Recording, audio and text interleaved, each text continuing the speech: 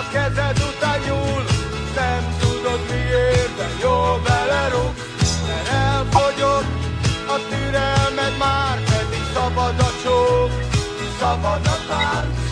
100 éve Párizsban az volt a jó, a kommun ezért kötelet adott.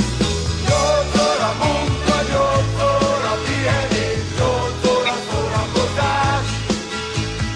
8 óra munka, 8 óra pihenés, 8 óra szórakozás. A kocsmában ott van a nagy élet, topulnak az agyak, élesek a kések, a világos sörtől savanyú a szád, nem ígéri senki, jobb élet vár rád.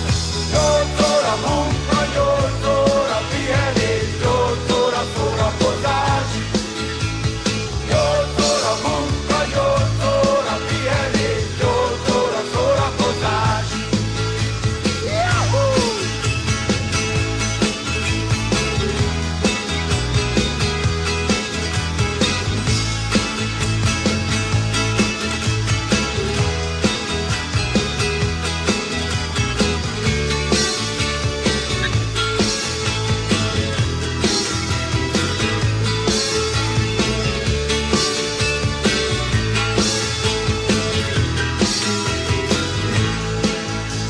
A munkának vége, kijössz a gyárból egy vodkától.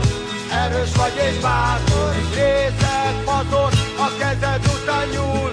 Nem tudod miért, de jól belerúg.